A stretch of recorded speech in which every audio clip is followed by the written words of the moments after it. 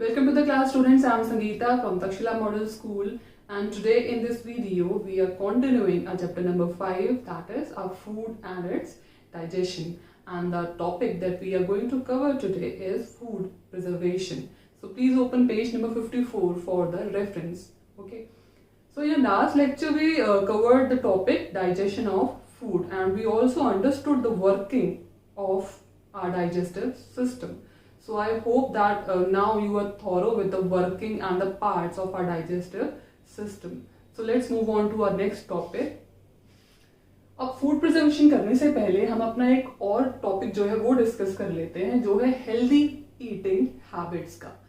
Healthy eating habits का मतलब क्या है कि हमारी जो खाने की आदतें हैं, हैबिट्स यानी कि आदतें, तो वो कैसी होनी चाहिए, वो हेल्दी होनी चाहिए। वो हेल्दी कैसे हो सकती है? सबसे पहले we should eat lots of fruits and lots of vegetables, green vegetables. Fruits और ग्रीन वेजिटेबल्स जो है कंज्यूम करने चाहिए अपनी डाइट में, क्योंकि उससे हमें जो है मोस्ट ऑफ द न्यूट्रिएंट्स जो है हमें फ्रूट्स और ग्रीन वेजिटेबल से ही मिलते हैं। ठीक है। उसके बाद we should drink plenty of water, हमें पानी जो है खूब पीना चाहिए। 7 to 8 glasses of water we should drink in a day. ठीक है। डू नॉट ओवर ईट। ठीक है। हमें ओवर ईटिंग नहीं करनी चाहिए। अगर हमारी एपेटाइट फुल हो गई है उसके बाद भी नहीं खाते रहना चाहिए, क्योंकि अगर हम ओवर ईटिंग करेंगे, ओवर ईटिंग का मतलब अगर हम ज्यादा खाना खाएंगे, we would start becoming obese, fat, हम मोटे होने लग जाएंगे। So that is bad for our health. तो वी शुड नॉट ओवर ईट। ठीक है।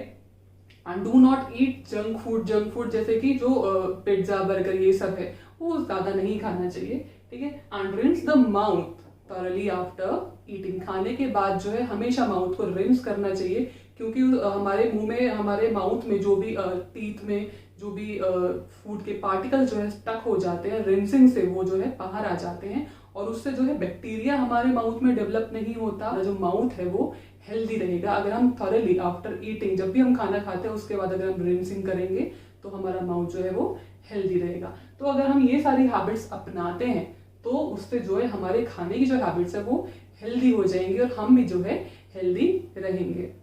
Next topic is cooking of food, खाने को पकाना।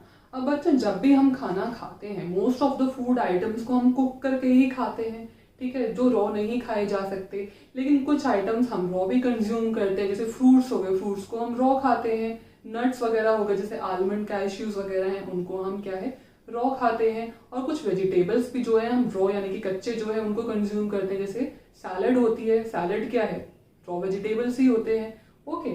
सो हम जब भी रॉ वेजिटेबल्स खाते हैं, रॉ वेजिटेबल्स या रॉ फ्रूट्स, उनको हमेशा जो है हमें वॉश करके ही खाना चाहिए। तो खाने से पहले हमेशा फ्रूट्स और वेजिटेबल्स को अच्छे से वॉश कर लेना चाहिए, कि उससे क्या होता है, उनके ऊपर जो भी गंदगी होती है वो हट जाती है। ठीक है। और अगर हम वेजिटेबल्स को पका के भी खा रहे हैं तो भी उनको पहले वॉश करना चाहिए। ओके। सो ये कुछ टिप्स हैं फूड की कुकिंग के लिए। अब जो रॉ फ्रूट्स और वेजिटेबल्स होते हैं वो हमें ज्यादा मिनरल्स और विटामिन प्रोवाइड करते हैं। अगर हम खाने को पकाकर खाते हैं तो क्या होता है कि कुछ विटामिन और मिनरल्स ऐसे होते हैं कि वो डिस्ट्रॉय हो जाते हैं कुकिंग पे, खाने को कुक करने पर वो खराब हो जाते हैं। वेजिटेबल्स जो होते हैं वो हमें ज्यादा मिनरल्स और विटामिन प्रोवाइड करते हैं, इसलिए हमें सैलेड जो है अपनी मील के साथ जरूर कंज्यूम करनी चाहिए। ओके। अब डिस्कस करते हैं हमारे कुकिंग के जो डिफरेंट वेज हैं। खाने को पकाने का हमारा अलग अलग तरीका होता है। कौन कौन से तरीके हैं? सबसे पहले देखते हैं बॉइलिंग। ओके। बॉइलिंग यानी खाने को उबाल के खाना। फॉर एग्जाम्पल जैसे राइस होता है, जो चावल होता है, एंड पोटैटो दैट इज आलू, उन सबको जो है हम उबाल के भी खा सकते हैं। ठीक है। Next way is steaming. Steaming यानी जो स्टीम होती है, जो भाप होती है, सिर्फ उससे जो है खाना पकाया जाता है। फॉर एग्जाम्पल इडलीज जो होती है वो स्टीमिंग से बनती है। Third way of cooking is frying, जहाँ पे ऑयल में जो है चीजों को फ्राई किया जाता है। ठीक है। फॉर एग्जाम्पल पूरीज, जो पूरी होती है वो उनको हम फ्राई करके खाते हैं। Next way of cooking is baking, जहाँ पर जो है फूड आइटम को जो है बेक किया जाता है। For example cakes and bread, cakes और ब्रेड को बेक किया जाता है। देन इज रोस्टिंग, जहां पर उनको रोस्ट किया जाता है, जैसे पोटैटोज और मीट। ये जो सारे वेज हैं खाने को पकाने के, उसमें से हेल्दी वे कौन सा है? हमारा जो बॉइलिंग है और स्टीमिंग है। बॉइलिंग और स्टीमिंग हमारे जो दो वेज हैं, ये क्या होते हैं, इनसे जो है हमारा खाना हेल्दी बना रहता है, उसमें विटामिन वगैरह ज्यादा डिस्ट्रॉय नहीं होते। तो हमें ज़्यादातर खाना जो है वो बॉईल या स्टीम करके जो है खाना चाहिए। अदरवाइज क्या होगा कि अगर हम फ्राइंग या रोस्टिंग करते हैं तो most of the vitamin get destroyed. ठीक है, तो फ्राइंग और रोस्टिंग से जो है खाना इतना हेल्दी नहीं रह जाता। हाँ, टेस्टी जरूर होता है बट इतना हेल्दी नहीं रह जाता। बॉइलिंग और स्टीमिंग जो है हमें ज़्यादा यूज करना चाहिए अपने खाने को, अपने फूड को कुक करने के लिए। Now let us discuss what is the importance of cooking. अब हम जो खाने को पकाकर खा रहे हैं वो क्यों ज़रूरी है, ऐसा क्या इम्पोर्टेंस है कुकिंग का। अब कुकिंग से क्या होता है, खाने को पकाने से क्या होता है, कुकिंग मेक्स फूड टेस्टी। एक तो हमारा जो फूड होता है वो टेस्टी बन जाता है, च्यूएबल हो जाता है, उसको हम इजीली च्यू कर पाते हैं, क्योंकि रॉ और वेजिटेबल्स को च्यू करना मुश्किल हो जाता है, क्योंकि सारे वेजिटेबल्स हम ऐसे जो है रॉ उनको कंज्यूम नहीं कर सकते, वो च्यू नहीं किए जा सकते, तो उनको कुक करना ज़रूरी हो जाता है। तो कुक करने से वो च्यूएबल हो जाते हैं, इजीली उनको हम च्यू कर सकते हैं। एंड नेक्स्ट के वो एपिटाइजिंग हो जाता है, खाना जो है हमें देखने में भी अच्छा लगता है, ठीक है, टेस्टी नजर आता है। ठीक है, दूसरा कुकिंग से क्या होता है, फूड बिकम्स डाइजेस्टिबल। हमारा जो खाना है वो इजीली फिर डाइजेस्ट हो पाता है कुक करने के बाद। ओके, क्योंकि वो सॉफ्ट हो जाता है और उसको जो हमारा डाइजेस्टिव सिस्टम है उसको फिर इजीली डाइजेस्ट कर सकता है। कुकिंग से और क्या होता है, कुकिंग से जो जर्म्स होते हैं खाने में, अगर जैसे हमने वेजिटेबल्स को वॉश किया लेकिन फिर भी कुछ जर्म्स जो रह जाते हैं, ठीक है, अगर कुछ जर्म्स जो है वो रह गए हैं तो वो कुक करने पर जो है मर जाते हैं, जर्म्स वो किल हो जाते हैं। ठीक है, तो उससे क्या होता है, कुकिंग से जो है हमारे जर्म्स भी एक तरह से जो है किल हो जाते हैं। तो ये एक और फायदा है कुकिंग का। ओके, अब let us see the precautions we should take before और व्हाइल कुकिंग। अब खाना पकाने से पहले और व्हाइल कुकिंग, हमें खाना पकाने के दौरान मतलब क्या बातों का जो है ध्यान, कौन सी बातों का ध्यान रखना चाहिए, किन बातों का ख्याल रखना चाहिए। We should always keep our food covered. खाना कभी भी अनकवर्ड नहीं छोड़ना चाहिए। अगर बिना ढके हुए खाना रखा तो उससे क्या होगा, वो डस्ट, धूल मिट्टी जो है और जर्म्स वगैरह को जो है गैदर करता है, और जो फ्लाइज या फिर मॉस्किटोज जो उस खाने पर बैठ जाते हैं, जो क्या करते हैं हमारे खाने को कंटामिनेट करते हैं और उससे बीमारियां हो सकती हैं। अगर हम अनकवर्ड फूड खाते हैं तो उससे जो है हमें बीमारियां हो सकती है। तो हमें कभी भी अपना खाना जो है वो अनकवर्ड यानी कि बिना ढका नहीं छोड़ना चाहिए, खाने को हमेशा ढक कर रखना चाहिए। ओके, उसके बाद we should always wash fruits and vegetables before eating and cutting. ठीक है, अब वेजिटेबल्स जो है जिनको हम कुक करके खाते हैं, और वेजिटेबल्स को जो है खाने से पहले हमेशा वॉश करना चाहिए, क्योंकि उससे जो है डस्ट वगैरह जो भी है वो धुल जाती है। ठीक है, और वो क्लीन हो जाते हैं हमारे फ्रूट्स और वेजिटेबल्स दोनों। और अगर हम वेजिटेबल्स काटते हैं, कुक करने से पहले हम वेजिटेबल्स को कट करते हैं, ठीक है, कट करने के बाद हमें वेजिटेबल्स को कभी नहीं वॉश करना चाहिए, क्योंकि क्या होता है, विटामिन जो होते हैं कई तरह के होते हैं। कुछ विटामिन ऐसे होते हैं जो पानी में, वाटर में सॉल्युबल होते हैं, वो पानी में घुल जाते हैं। अब अगर हम सब्जियों को काटने के बाद अगर वॉश करते हैं तो वो सारे विटामिन कहाँ चले जाते हैं, पानी में। जो वाटर सॉल्युबल विटामिन है, जो विटामिन पानी में घुल सकते हैं, वो पानी में निकल जाते हैं। तो इससे हमारे जो खाने में और कम विटामिन रह जाते हैं। ठीक है, तो इसलिए हमें जो है काटने के बाद कभी भी वेजिटेबल्स को वॉश नहीं करना चाहिए, हमेशा खाने से पहले और काटने से पहले ही वेजिटेबल्स को वॉश करना चाहिए। खाने से पहले हमें अपने खाने को जो है प्रॉपरली कुक करना चाहिए, पूरा कुक करना चाहिए। आधा अधूरा पका हुआ खाना जो है नहीं खाना चाहिए। उससे क्या है, हमारे डाइजेस्टिव सिस्टम पे जो है इफेक्ट पड़ सकता है। अगर हम जो है इम्प्रॉपर जो है कुक हुआ है फूड, अगर उसको हम कंज्यूम करेंगे तो, क्योंकि जब हमारा जो खाना है वो प्रॉपरली कुक्ड होगा, अच्छे से कुक किया जाएगा, तो वो सॉफ्ट हो जाएगा और वो डाइजेस्टिबल हो जाता है। ठीक है, उसको डाइजेस्ट करना आसान हो जाता है। इसलिए प्रॉपरली कुक्ड फूड ही जो है कंज्यूम करना चाहिए। और क्या होता है, प्रॉपरली कुक्ड फूड में हमारे जो जर्म्स वगैरह हैं वो भी सारे मर जाते हैं। ठीक है, उसके बाद over cooking should be avoided. खाने को ज्यादा नहीं पकाना चाहिए कि ओवर कुकिंग कर रहे हैं हम खाने की। ठीक है, ओवर कुकिंग से क्या होता है, जो न्यूट्रिएंट्स होते हैं ना खाने में वो डिस्ट्रॉय हो जाते हैं। हमारा जो खाना है वो एक तरह से न्यूट्रिएंट लेस हो जाएगा, उसमें न्यूट्रिएंट्स नहीं बचेंगे ज्यादा। ठीक है, तो ओवर कुकिंग नहीं करनी चाहिए खाने की टू रिस्टोर द न्यूट्रिएंट्स। ठीक है, उसके बाद minimum amount of water for boiling. जब भी हम खाने को उबालते हैं, ऐसा फूड जिसको हम बॉईल कर रहे हैं, उसमें जो है हमें जो है पानी बस उतना यूज करना चाहिए जितना कि उस खाने को बॉईल करने के लिए काफी हो। क्योंकि अगर हम ज्यादा पानी यूज करते हैं बॉईल करने के लिए तो क्या होगा, जब वो खाना बॉईल हो जाएगा तो बचा हुआ पानी वी हैव टू थ्रो, उसको हमें फेंकना पड़ेगा। फिर जो पानी हम फेंकेंगे उसमें क्या होंगे, न्यूट्रिएंट्स होंगे जो उस खाने से निकल के आए हैं, तो वो क्या होगा, वो तो हमारा एक तरह से न्यूट्रिएंट्स सारे वेस्ट हो गए। ठीक है, इसलिए हमें ज़्यादा पानी यूज़ नहीं करना चाहिए। हम कम पानी यूज़ करेंगे बॉइलिंग के लिए, तो जो न्यूट्रिएंट्स है वो उस खाने के अंदर ही रहेंगे। ओके, और जो हमारी पल्सेस होती हैं, दालें होती हैं, उनको जैसे कुक करने से पहले उनको थोड़ा वाटर में सोक किया जाता है, थोड़ी देर के लिए उनको पानी में भिगोया जाता है।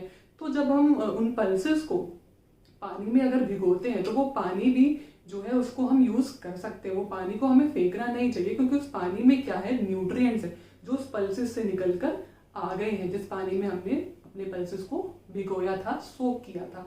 तो वो पानी भी जो होता है एक तरह से उसमें न्यूट्रिएंट्स प्रेजेंट होते हैं, तो we should not throw that water. तो ये जो है पॉइंट्स है जो हमें ध्यान में रखने चाहिए खाना पकाने से पहले और खाना पकाते वक्त। ठीक है, इससे क्या होगा, अगर हम ये पॉइंट्स का ध्यान रखेंगे तो जो हमारा खाना है वो हेल्दी और न्यूट्रिशियस रहेगा।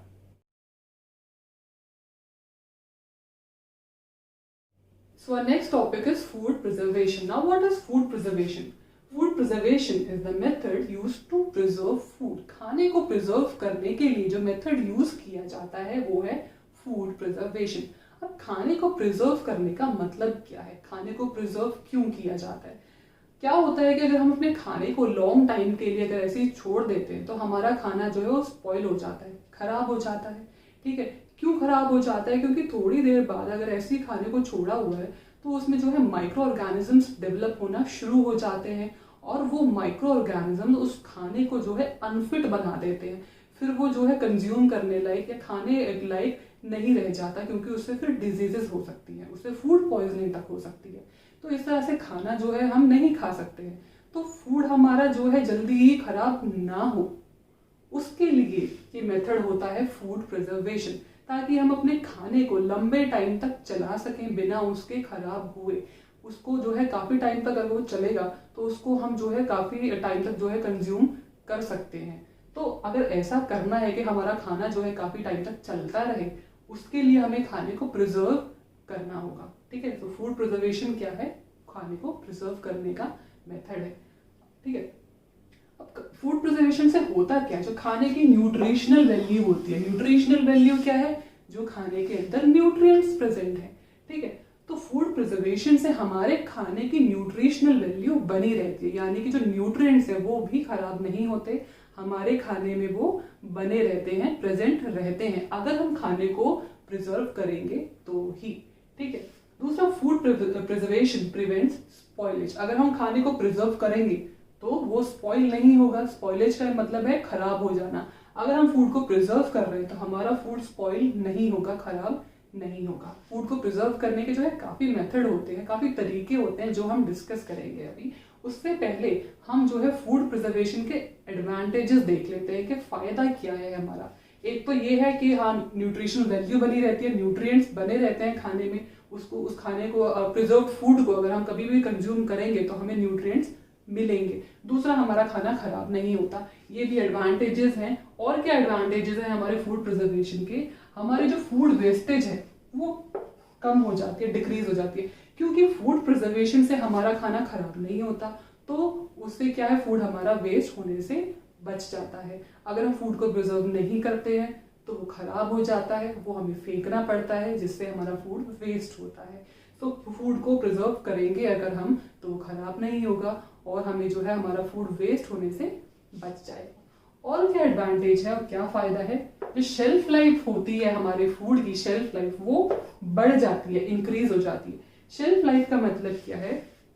शेल्फ लाइफ का मतलब होता है कि हमारा खाना कितने टाइम तक सही रह सकता है, बिना खराब हुए हमारा खाना कब तक चल सकता है, जिसको हम खा सकते हैं, वो होता है शेल्फ लाइफ। अब अगर हम फूड को प्रिजर्व करते हैं तो शेल्फ लाइफ जो है वो बढ़ जाती है, काफी टाइम तक जो है हम उस खाने को कंज्यूम कर सकते हैं, क्योंकि वो जल्दी से खराब फिर नहीं होएगा अगर उसको हमने प्रिजर्व कर लिया तो। हाँ, अगर उसको हमने प्रिजर्व नहीं किया है तो शेल्फ लाइफ जो है खाने की कम हो जाती है, वो जल्दी ही खराब हो जाएगा। ओके, फिर फूड प्रिजर्वेशन का और क्या एडवांटेज है? आउट ऑफ सीजन भी जो है फूड हमें अवेलेबल हो सकता है with the help of food preservation. मान लो कोई फूड है किसी सीजन में अवेलेबल है, ठीक है, अब वो उस सीजन में अगर अवेलेबल है, उसको हमने उस टाइम पे प्रिजर्व कर लिया तो वो हमारा लंबे टाइम तक चलेगा और हमें जो है नेक्स्ट सीजन में भी वो अवेलेबल हो सकता है, मिल सकता है, क्योंकि उसको हमने प्रिजर्व कर लिया, वो ठीक ठाक है, वो खराब नहीं हुआ है अगले सीजन तक भी। ओके, तो आउट ऑफ सीजन भी जो है हमें फूड अवेलेबल हो सकता है with the help of food preservation. तो इतने फायदे हैं फूड प्रिजर्वेशन के। अब देखते हैं कि मेथड्स क्या हैं हमारे फूड प्रिजर्वेशन के। अब फूड प्रिजर्वेशन के हमारे जो है 5 मेथड यहाँ पर बताए गए हैं, ठीक है। वो 5 मेथड हैं। सबसे पहला है refrigeration, second is Canning, third is boiling, fourth is drawing and the last one is pickling. ये सब मेथड हम जो है एक एक करके अभी डिटेल में डिस्कस करेंगे। सबसे पहले हम आते हैं रेफ्रिजरेशन पे, कि रेफ्रिजरेशन से जो है हमारा खाना कैसे प्रिजर्व हो सकता है। अब रेफ्रिजरेशन क्या होता है? रेफ्रिजरेटर में रखना अपने खाने को। रेफ्रिजरेटर में रखने से हमारा खाना कैसे प्रिजर्व हो सकता है? रेफ्रिजरेटर में क्या होता है? कूलिंग होती है, ठीक है। वहां पर जो टेम्परेचर है वो कम रहता है, ठीक है। अब टेम्परेचर कम होने से क्या होता है? टेम्परेचर कम होने से जो जर्म्स होते हैं, माइक्रो ऑर्गेनिजम्स होते हैं, वो हमारे खाने में डेवलप नहीं होते। अब माइक्रो ऑर्गेनिजम्स और जर्म्स वो ही तो हैं जो हमारे खाने को खराब करते हैं। अब अगर वो ही डेवलप नहीं होंगे तो हमारा खाना जो है प्रिजर्व हो जाएगा, हमारा खाना खराब नहीं होगा, ठीक है। तो रेफ्रिजरेशन से क्या होता है? हमारा फूड जो है प्रिजर्व हो सकता है, क्योंकि वहां पर क्या होता है? रेफ्रिजरेशन में लो टेम्परेचर होता है, टेम्परेचर जो है कम होता है, ठंडा होता है, ठीक है। अब कौन सा फूड स्टफ जो है हम ऐसे प्रिजर्व कर सकते हैं? मिल्क हो गया, ब्रेड हो गया, और जो हमारा कुक्ड फूड होता है, खाना जो हमने पकाया हुआ है, उसको भी जो है हम फ्रिज में रख सकते हैं। उससे क्या होगा? वो भी हमारा जो है काफी टाइम तक चल जाएगा और खराब नहीं होगा, उसमें जर्म्स जो है वो डेवलप नहीं होंगे। Now the next method is Canning. Canning जैसे कि नाम से पता चल रहा है, कैनिंग यानी कि कैन्स, ऐसा फूड जो कैन्स में पैक्ड होकर आता है। ओके, तो कैनिंग का मतलब क्या है? कि हमारा जो फूड है वो किस में स्टोर होता है? एयर टाइट कंटेनर्स में। ऐसे कंटेनर जो कि एयर टाइट है। एयर टाइट का मतलब वहां से एयर एंटर नहीं कर सकती उन कैन्स में, ठीक है। अब जो कंटेनर्स है हमारे एयर टाइट होते हैं, मतलब उनमें ना तो कोई एयर जा सकती, ना उनमें मॉइस्चर जा सकता। मॉइस्चर यानी कि नमी, जो पानी होता है, ठीक है। अब ये दोनों चीजें, एयर और मॉइस्चर, अगर हमारे खाने तक नहीं पहुंचेगी तो जर्म्स डेवलप नहीं होंगे, क्योंकि जो जर्म्स होते हैं, माइक्रो ऑर्गेनिजम्स होते हैं, उनको ग्रो करने के लिए एयर भी चाहिए, थोड़ी वार्मथ, नमी जो है, गर्मी चाहिए, ठीक है, और मॉइस्चर, ठीक है, पानी भी चाहिए, नमी चाहिए, ठीक है। तो एयर और मॉइस्चर अगर जर्म्स को नहीं मिलते हैं तो वो डेवलप नहीं होंगे। तो ऐसे कंटेनर्स अगर हम यूज करें जहां तक एयर और मॉइस्चर ना पहुंच पाए, तो हमारा खाना जो है वो प्रिजर्व्ड रहेगा, खराब नहीं होगा और जल्दी जो है लंबे टाइम तक चल सकता है। कौन सा फूड होता है जिसको हम कैनिंग से प्रिजर्व कर सकते हैं? वो है फ्रूट जूस और स्वीट। फ्रूट जूस वगैरह जो है हमारे कैन्स में पैक्ड आते हैं। स्वीट्स जो है हमारे ज्यादातर मिठाइयाँ जो है कैन्स में पैक्ड आती हैं। Now next method is boiling. Boiling यानी कि उबालना। अब उबालने से क्या होता है? बॉइल किया जाता है तो ऑब्वियसली बात है बहुत ज्यादा टेम्परेचर हो जाता है। जैसे रेफ्रिजरेशन में टेम्परेचर कम होता है, ठंडा होता है, बॉइलिंग में टेम्परेचर ज्यादा होता है, ठीक है। अब रेफ्रिजरेशन और कैनिंग में हमने क्या किया है? माइक्रो ऑर्गेनिजम्स को डेवलप होने से, ग्रो होने से रोका है।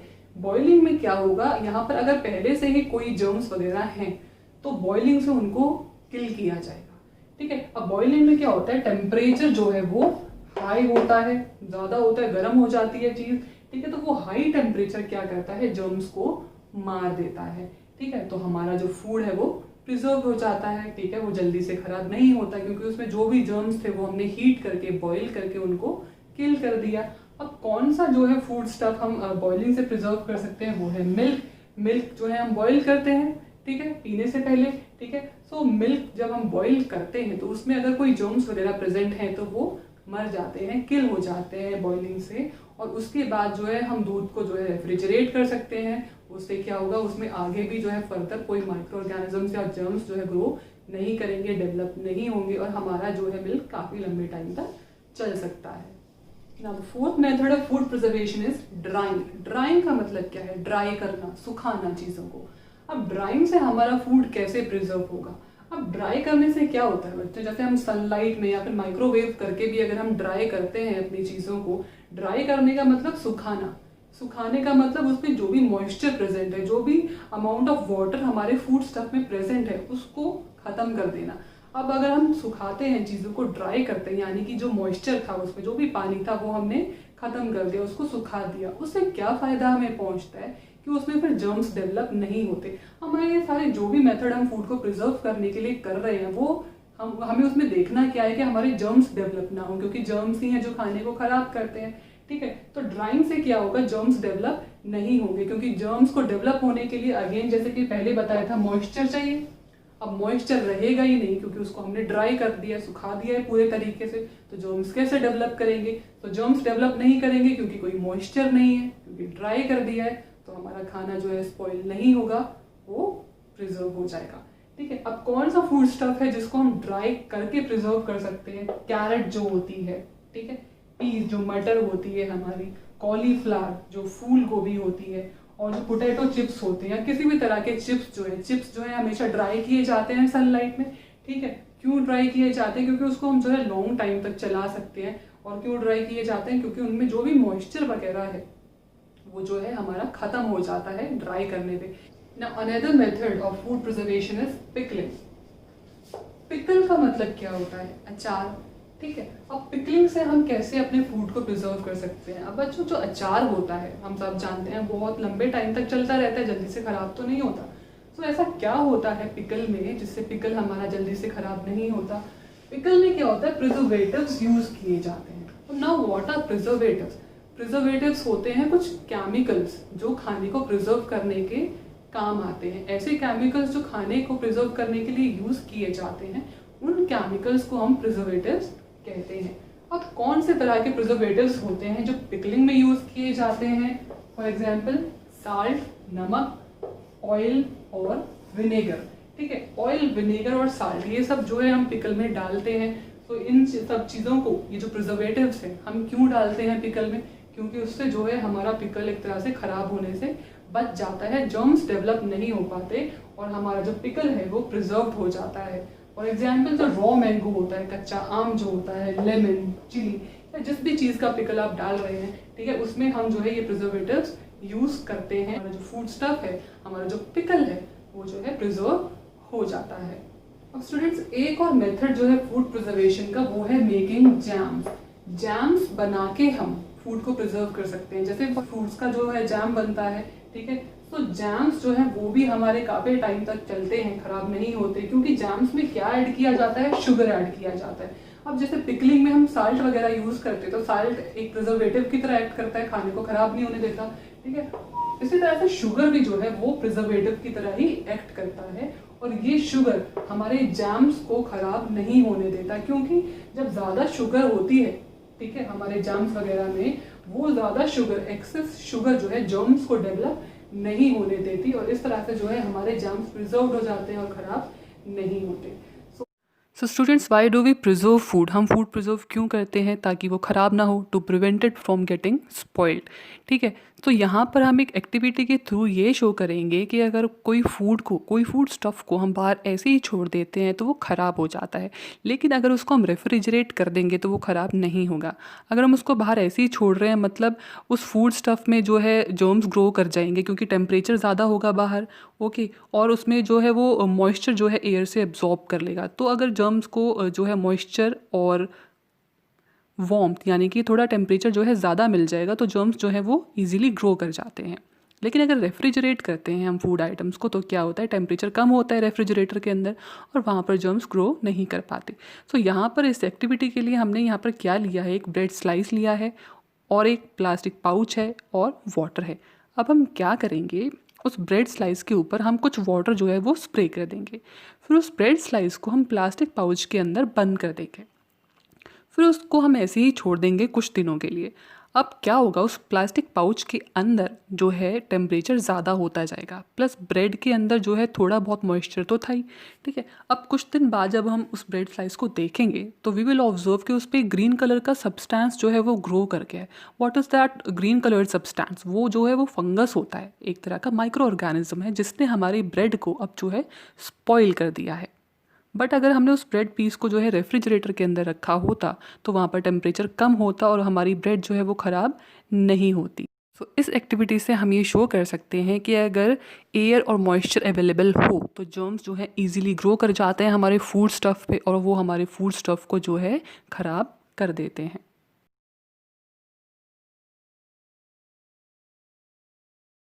So here completes the chapter. Keep studying. Be safe. Thank you.